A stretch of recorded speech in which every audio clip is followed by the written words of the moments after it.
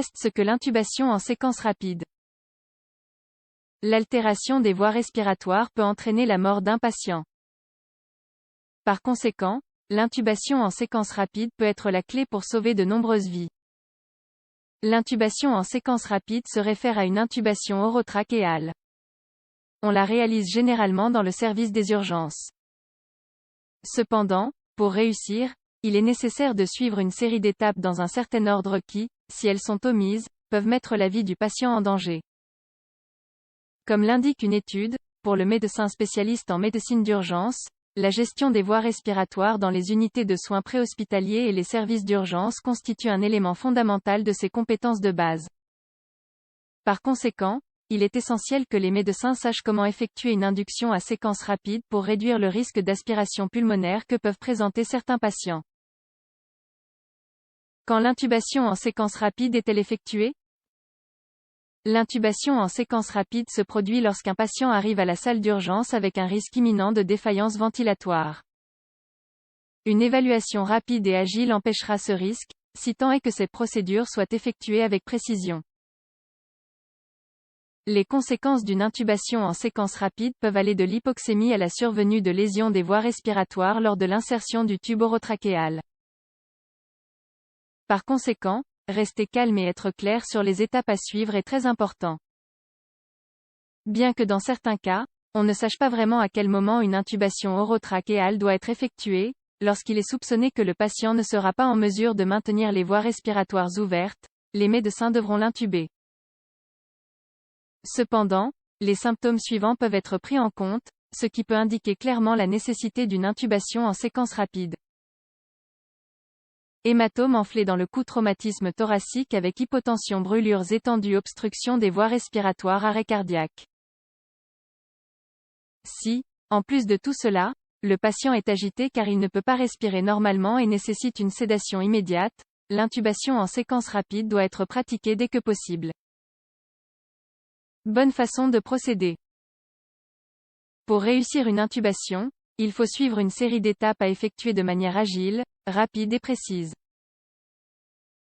Ainsi, les médecins éviteront certaines des conséquences mentionnées ci-dessus. Action de pré-intubation: soulever la tête du patient en plaçant un oreiller en dessous.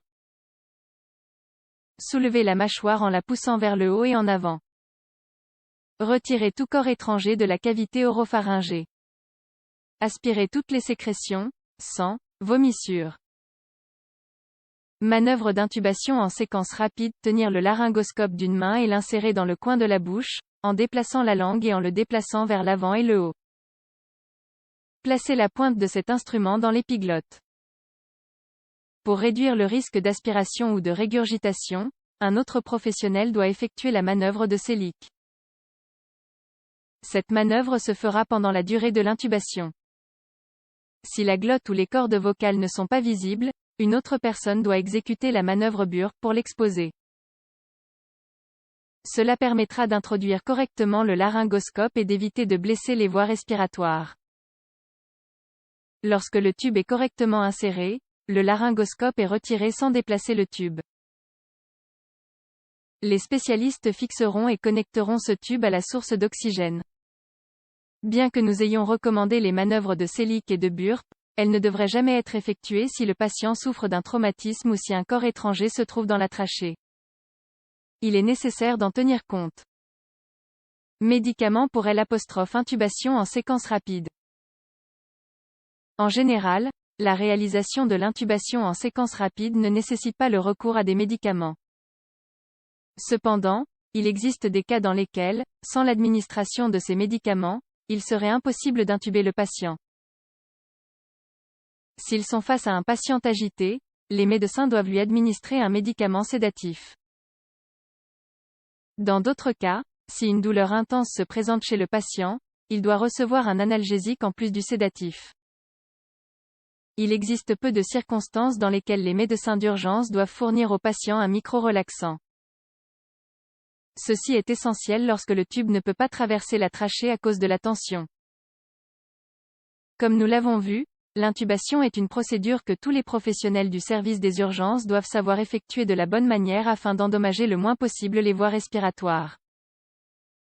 De même, il est important qu'ils sachent quels médicaments ils doivent administrer dans certaines situations.